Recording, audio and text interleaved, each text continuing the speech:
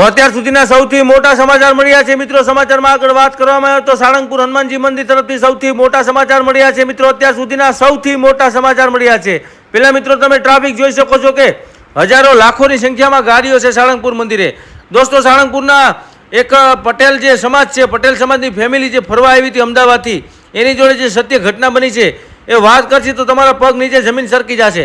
ચાલો મિત્રો આપણે સાળંગપુરની વિઝિટ કરાવીએ તમને અને એની વાતચીત કરતા જઈએ અને ચાલીએ જઈએ મંદિર તરફ।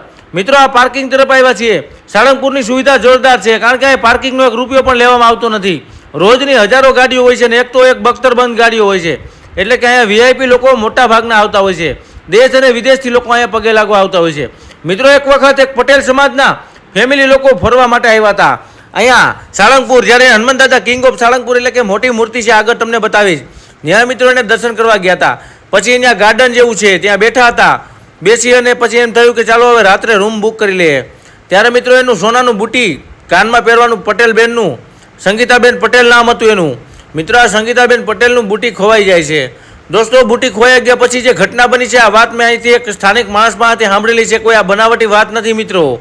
તો મિત્રો આગળ વાત કરવામાં આવે તો અત્યાર સુધીના સૌથી મોટા સમાચાર પણ આપણે કહી શકીએ, કેમ કે હનુમાન દાદા હાજર હાજર છે કાળા કળિયુગમાં પણ। અમુક લોકો અંધશ્રદ્ધા પણ માનશે, પરંતુ જે માને એને માનવા દો।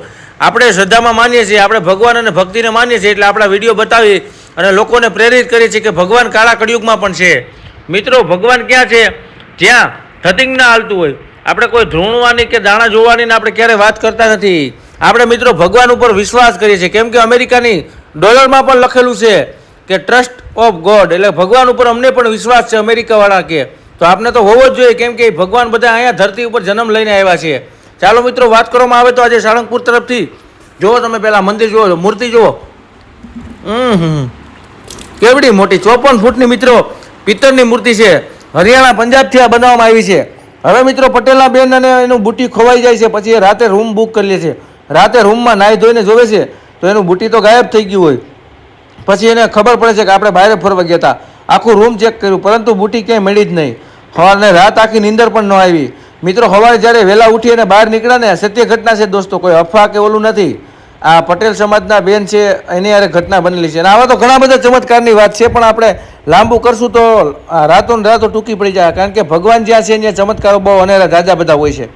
પછી એને ઉપાધિ એટલે કે ટેન્શન આવી ગયું કે આપણી બુટી તો ખોવાઈ ગઈ છે, પરંતુ મિત્રો બુટી સવારે જ્યારે ઉઠી અને બહાર જાય છે ત્યારે કોઈક ગરીબ માણસ, હાવ ગરીબ માણસ સામેથી એને બુટી આપી દે છે। ત્યારે એને એમ થયું કે હનુમાન દાદા આવ્યા કે શું છે, કારણ કે તમારી બુટી ખોવાઈ ગઈ હોય તો તમને જ ખબર હોય, કે આખા ગામને ખબર ન હોય કે તમારી બુટી ખોવાઈ ગઈ છે, કારણ કે આ લોકોએ કોઈને કીધું પણ નહોતું કે અમારી બુટી ખોવાઈ ગઈ। આ લોકો રૂમમાં ગયા પછી એને ખબર પડી કે બુટી ખોવાઈ ગઈ।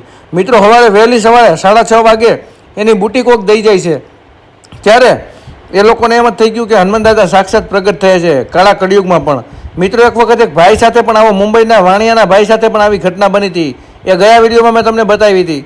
મેં આ જે વાતો સાંભળી હોય એ તમને હું કરતો હોય મિત્રો, મને પણ હનુમાન દાદા ઉપર ભરોસો છે, તમને પણ વિશ્વાસ છે મિત્રો, કારણ કે હનુમાન દાદાનું મંદિરમાં એક રસોડું બહુ મોટું છે, જેમ આપણે બગદાણામાં છે ને એવી રીતે, અને ફ્રી જમાડે છે મિત્રો, બહુ સારી સુવિધા છે। બગીચો, ગાર્ડન, લાઈન, લાખો લોકો આવે છે। જુઓ તમે, આ સાળંગપુરનું મંદિર છે। હજી તમને આગળ પણ દર્શન કરાવ્યું તો વિડીયો કન્ટિન્યુ રાખો, જોજો, અધૂરો મૂકીને જાશો તો મજા નહીં આવે મિત્રો।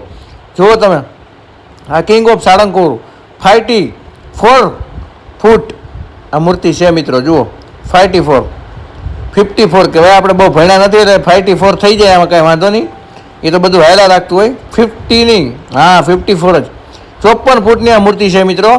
પણ મજા બહુ આવે, કારણ કે જુઓ તમે, ગામડાના લોકો માનીને, સિટીના લોકો માનીને, દેશ અને વિદેશના લોકો અહીં ફરવા આવે છે। જુઓ તમે, મને પણ અહીં બહુ મજા આવી ગઈ છે મિત્રો।